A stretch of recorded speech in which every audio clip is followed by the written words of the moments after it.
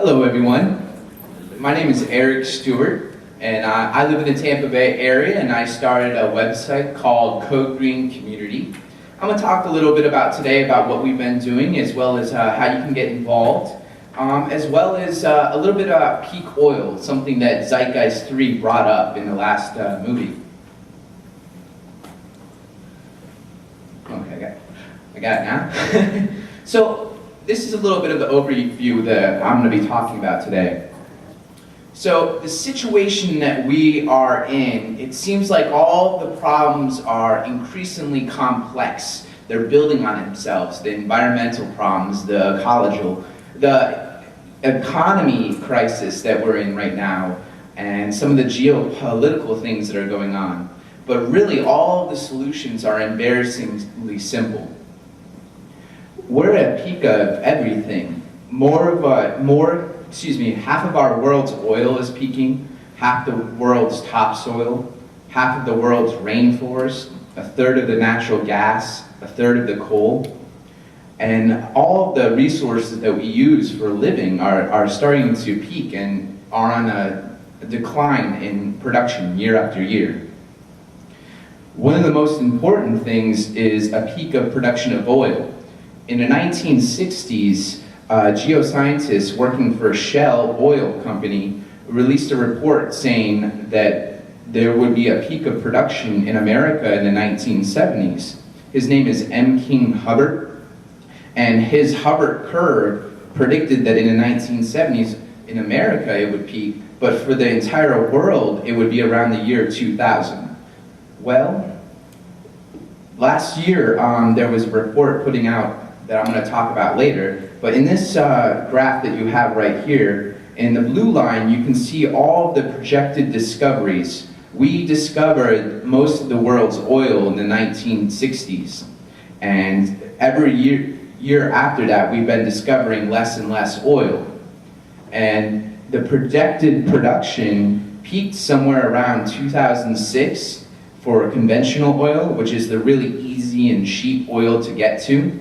And we've been declining in production of that oil year after year ever since. And then the red bar in the back is our projected demand, with India and China and all the other developing countries trying to pretty much be like America as far as our car culture. The demand for oil is rising exponentially. This is a graph that was put out by the International Energy Agency in the World Energy Outlook 2010. As you can see, the blue line is the conventional oil. That's the oils that we can get on land and are really cheap to get to. And then the unconventional oil, which is the oil like the tar sands and some of the out in the ocean rigging, like the Deepwater Horizon that exploded in the Gulf of Mexico. That is the oil that's really expensive. There's two types of oil. There's light oil and then heavy oil. Heavy oil has sulfides in it and different minerals that you have to extract before you can refine it. So it's more expensive to use that oil, and that's the oil that we've left in the ground because we wanted to go for the cheap, easy to get to oil first. So all the oil that we have left, it's going to be more expensive. So one thing that we have to think about is how powerful is oil? Oil is very thermodynamically rich. It's a really dense source of energy. So if you were to have a cubic mile of oil, the equivalent amount of energy, you would need 52 nuclear power plants, or 104 coal-fired plants, or 32,000 windmills, or over 91 million solar panels. So to try and convert from oil to a different energy source, we're going to have to exponentially grow that. Which leads us to different energy scenarios playing out over the next 50 years. As you can see, we've ascended over time using energy. And we can continue this, and this is a graph that one of the founders of permaculture, something I'll talk about later, His name is David Holmgren. He speaks about these energy futures that he kind of puts together. And one is called techno-fantasy, where we'll find some way, some technology that will replace oil on a one-to-one basis or exponentially grow our energy use. And then the green tech stability is where we can't have more energy year after year, but we just kind of flatline, where we find a way to contribute to the decline of oil that we're having, as well as build more oil for the demand that's growing in other developing countries. But this is not oil specifically, this is any energy source, whether it's solar or nuclear or coal. And then there's another alternative, which is a creative descent, where we understand that our energy resources are depleting and that we will probably be forced to lower our energy lifestyle. Now, this doesn't necessarily have to be a doom and gloom situation. A lot of our energy is wasted. So if we can find ways to collaboratively consume and utilize our resources in a more efficient way, we can have a better lifestyle, but still use less energy overall. And then the last scenario is a crash. If you understand biology or if you understand thermodynamics, usually whatever goes up goes down. So if we can understand that this is a possibility, that there could be a possible crash. So this is something that we should keep in our mindset as well. This is a graph of global oil production. As you can see, most of the world's countries have already are post-peak oil. In America, it was in the 1970s that we had a peak production of oil. And what we did is we shifted from using oil here in America to using oil from OPEC and other countries, Saudi Arabia, Venezuela, Egypt. But as you can see in this graph, Egypt is actually a post-peak production country. They actually peaked in production around 1996. So every single year they have to import more and more oil. So this is something that we should consider, because I'm pretty sure that all of you are probably stimulated by the Egyptian revolutions. These revolutions are started because they have a system that's unsustainable, and these kids are understanding that and they're revolting against it.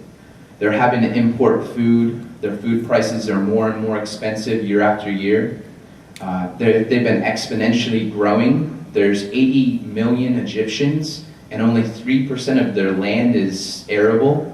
So they're going to have some real difficult challenges as the years go on. So something that I've been interested in over the past 2 years is a thing called transition towns. Transition towns started by a gentleman named Rob Hopkins, who is a permaculture designer, who showed a movie called The End of Suburbia. And in this movie, he discussed the idea of peak oil and how it will play out with suburbia, which is a heavily car-dependent culture. And so it's been a grassroots movement. It started in the United Kingdom, and it's been traveling from there. And this handbook details what they've been doing in their town of Totnes on how to a step-by-step approach of how they've developed plans of action to reduce their energy use. And some things that they've been starting are community gardens. They've been starting up action groups. They've been having work groups that are working on certain things like transportation and energy, developing renewable energy in their town. Rob Hopkins, this is a quote that I'll just read really quickly. "I believe that a lower energy, more localized future in which we move from being consumers to being producer consumers, where food, energy, and other essentials are locally produced, local economies are strengthened, and we have learned to live more within our means, is a step towards something extraordinary, not a step away from something inherently irreplaceable." So the need of energy transition, we have this challenge of global climate change. This is a direct correlation of our energy use. Whenever we go in our car, we don't really think about it. You have 8 or 6 or whatever size car that you have, pistons blowing up pretty much in your engine, and what they're blowing up is this gasoline that's converting from gas into carbon dioxide. And we've been having an accumulation of this for the past 150 years. And carbon dioxide stays in the atmosphere for thousands of years. It's not sequestered very easily. So we have climate change, we have peak oil, and both of these are telling us in a societal way that we need to change, that this way is not sustainable. So the best choice, which is the transition towns, is to proactively undertake this transition as a society, as a community. And one of the things that we can do is relocalize. We can start relocalizing our production of food, our production of energy, our production of goods, so that our goods don't travel thousands of miles or hundreds of miles, but maybe dozens or feet. We have to start looking at locally developing our own currency, because the exponential growth, as in the Zeitgeist movie talks about, that's how our system works. So as this system starts to decline, we're going to have to look at how we're going to still maintain trading and bartering in an equitable way. We also have to look at reducing our consumption. We consume, we're 5% of the world's population, and we consume 25% of the world's oil supplies right now. And as these other countries are developing and as oil production declines, we're going to have to reduce our consumption overall. One thing that they do in the energy descent action, what they do in transition towns is create an energy descent action plan, which is a step-by-step approach developed by the community in the town that they're at, of what individuals can do both on a local and on a community level to start planning for this. And I didn't bring the book today, but they have a really well written out book for the transition topness, where they do a step-by-step approach planning out the next 30 years of their transportation system, such as setting up car shares and bike trading schemes and different approaches of developing local food and local energy in their town.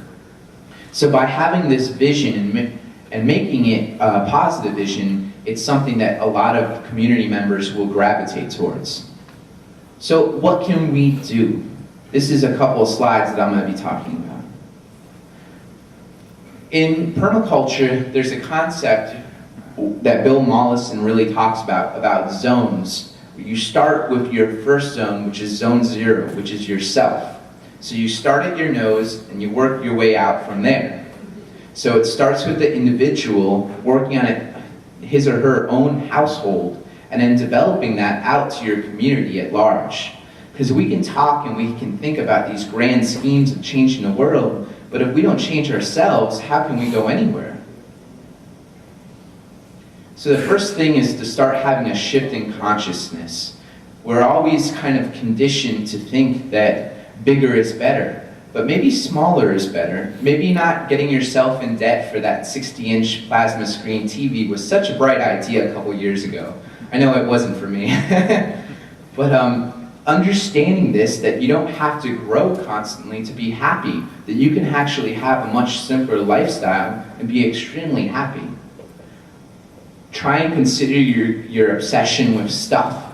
Is it really material goods that brings you happiness? Understanding, what you want and what you actually need, and taking on voluntary simplicity. Connecting and honoring with nature. We're all a part of nature. The DNA that's in us is the same DNA that's in the most of the organisms that are on this planet. So we have a common heritage, and we have to honor and respect that.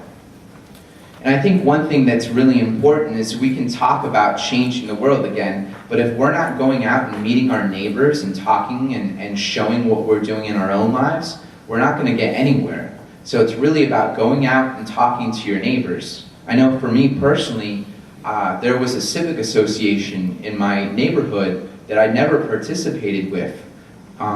They were to host pancake breakfasts every month, and they were only getting 50 or 60 people showing up.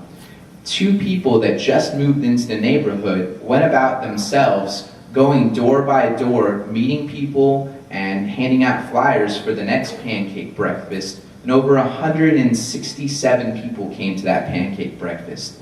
So 2 people can make a huge difference in your own neighborhood. It's about taking on that ambition and going out and meeting your friends and neighbors that are all around you. And also it's about helping the less fortunate.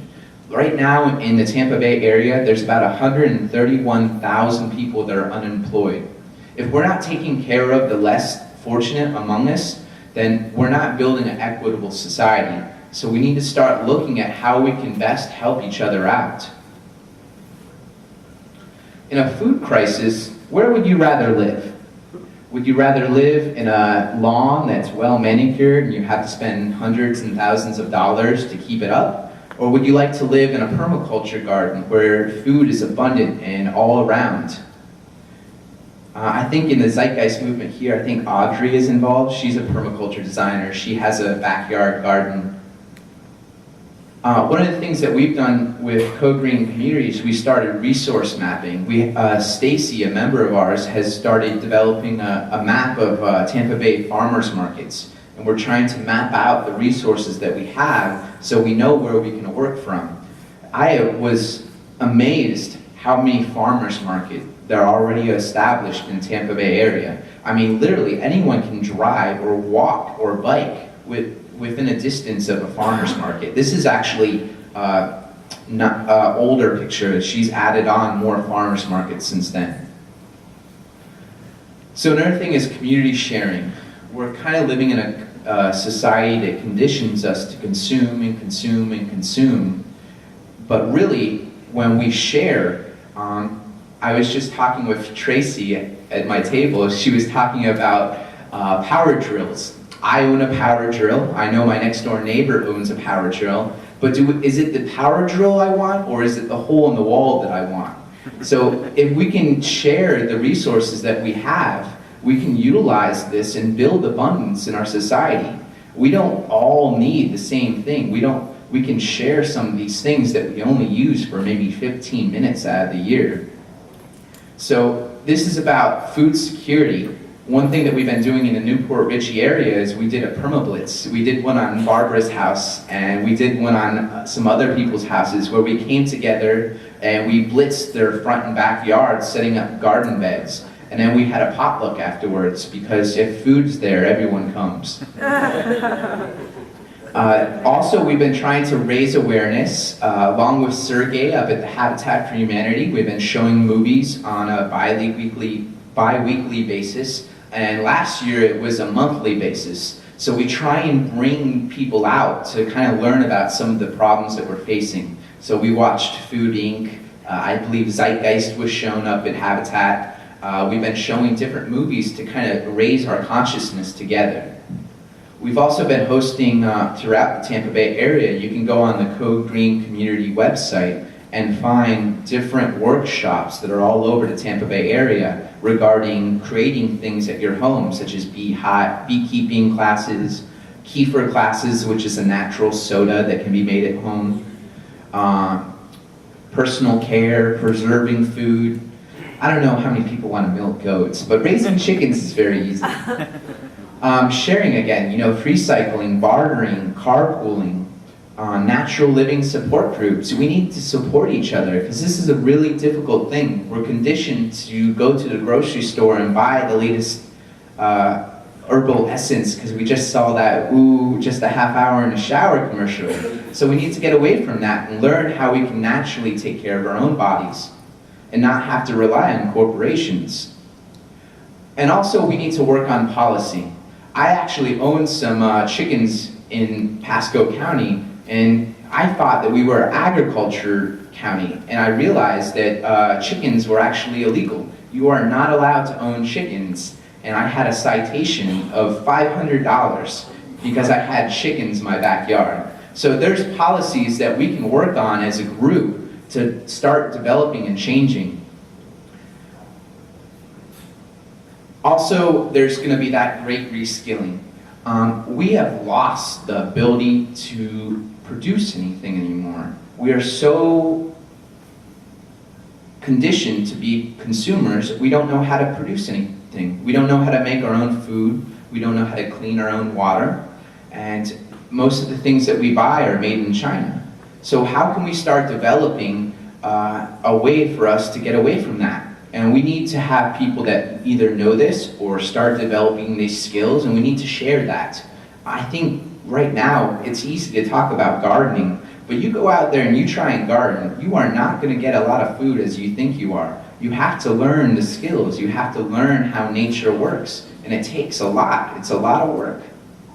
And so we have to reverse the great de-skilling that we've been having over the last 40 years. So in a lot of ways, we have to honor our elders, the people that survived the Great Depression, the people that went through World War II, the baby boomers that have stuck with learning these ways. We need to learn from them and respect what knowledge they have, and understand that they are very powerful people that can teach us. And teachers are the most powerful people.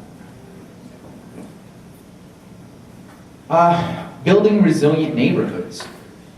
I think this is something in American culture. We kind of live in bubbles. We live in a bubble of our air-conditioned home, to our air-conditioned car, to our bubble of our air-conditioned work, back to our bubble of our air-conditioned car, back to our air-conditioned house. So if we can get out of our bubble and start working in our neighborhoods, like I said, 2 people got over 100 more people to show up at an event. So if we work in our own neighborhood, start talking to our neighbors and getting to know, having these conversations of what are we worried about? If we share our fears and share our anxieties, we can start understanding that there are solutions, and they're very, very simple. It's about community. It's about caring about one another. We're not a bubble. We're all together in this. And so Transition Towns kind of gives us a model. It's not, a definitive thing. The Transition Handbook is a series of ideas that anyone can implement, whether it's Zeitgeist or whatever movement you're in. You can implement these ideas, such as open space, where you have a great circle and you kind of break up into smaller groups on certain subjects. So if you're interested in food, you're going to gravitate towards a discussion around food. But if you're more interested in energy, you can gravitate towards that. So if any of the Zeitgeist leaders here, I recommend the Transition Handbook. It gives you these tools that you can utilize in your groups to develop the movement. And also, we have to start planning out, this energy descent action plan. Where we are today is not where we're going to be tomorrow, so we need to start developing an action plan of what we can do so we can start having a vision that's positive that we can work towards. Wouldn't it be nice if we could have an idea of in the next 10 years, maybe 10 or 20% of our locally grown food is consumed by local consumers, instead of having to ship in food from 1,500 miles away. So this is a disclaimer. Transition Towns is a social experiment, but it's on a massive scale. Just like Zeitgeist, we don't know what's going to rise out of this. This is something that we are, as a society, just experimenting with. And that gives us a creative ability that some other institutions don't have. We have the ability to use our imagination and be creative and really champion what we want to see. And so if we can come together as a community and start developing these ideas, something can arise out of it. And if we wait for governments, it'll be too little too late. If we act as individuals, it'll be too little. But if we act as communities, it might just be enough, just in time. Thank you very much.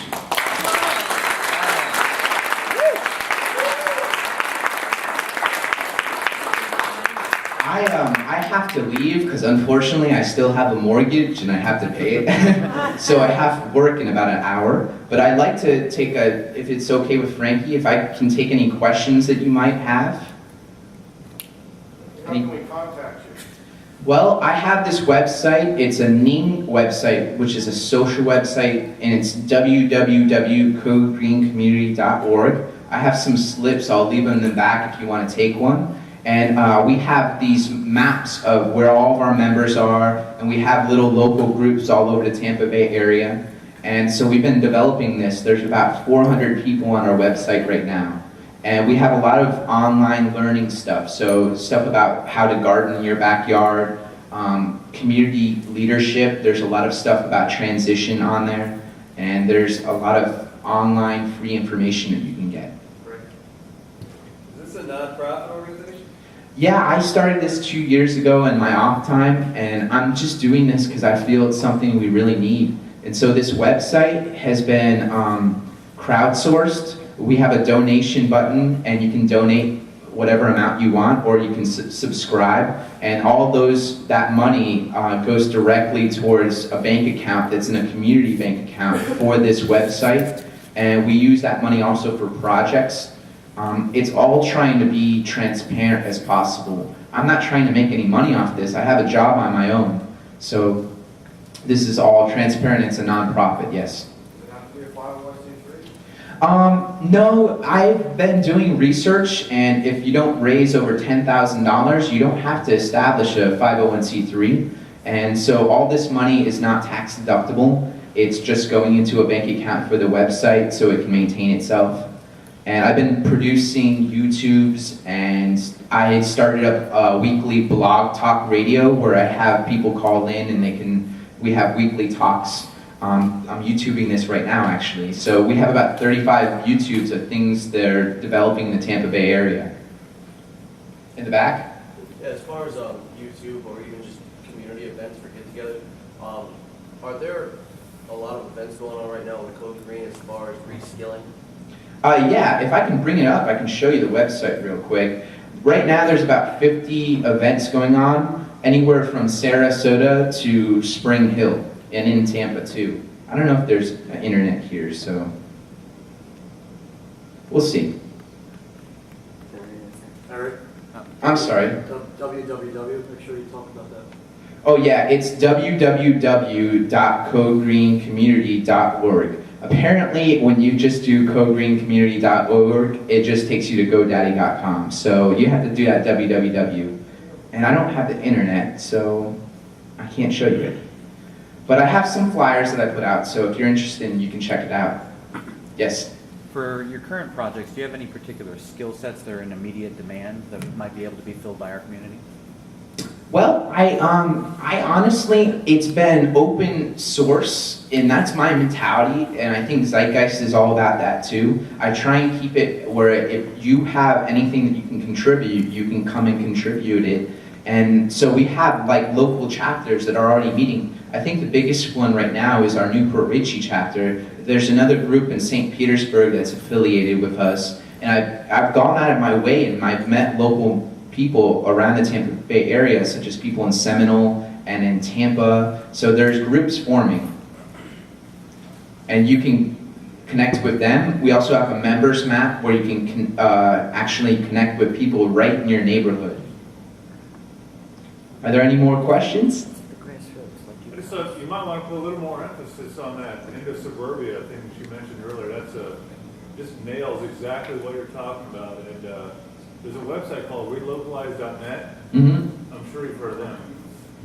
They have localization chapters too that is exactly what you're talking about. You're on the right track. They, I believe they were a part of. They started out around 2008, and when the transition towns started kicking off, I think they stopped the relocalization.net and they switched over to transition towns. Transition towns, just because it has such an open platform, a lot of people are going under that title. James, you know James Kunstler? Yeah, I'm familiar with him, yes. He pushed that actually, so that you can like have your shops downstairs and you live upstairs and everybody lives a lot closer. It's just brilliant. Walkable communities. Yeah. I think that, we can talk about changing or tearing down institutions, but we need the institutions that are around because they have all the tools and they have all the ideas. We just need to move those ideas and tools forward in the way that we want. There's what you're talking about is called mixed use land use. And what that means is you can have commercial and residential in the same area. So you can have your commercial area underneath and a residential on top. And you can do this in a way that you can have walkable communities. And so they're already, it's out there, but we're not supporting it because we've moved away towards suburbia, which Kunstler talks about, which is really a government policy. In the 1980s, we really pushed it under Reagan that we wanted to move towards these bigger McMansions, and we wanted to develop these suburbias. And these suburbias really are a lot of energy that we wasted because we can never get that energy back. So we have to start looking at how we can develop these walkable communities again. What other types of organizations aside from the Zeitgeist movement are you currently affiliated with? I try and talk to anyone that wants to listen. I've gone to churches, I've gone to the government, I've been to Tarpon Springs. They were trying to push for allowing chickens, so I went and talked to them about my movement in the transition town. I'm trying to get out the word to as many organizations. I'm working with the Habitat for Humanity right now up in Pasco County. Sergey, he's the director there. He's been phenomenal. He's been really awesome. We're starting a community garden. We've been doing a book club on a permaculture book called Guy's Garden. We've been doing these permablitzes where we're trying to help our members get more of their food from their backyard. So it's about helping each other and finding whoever wants to help with that. Any last questions?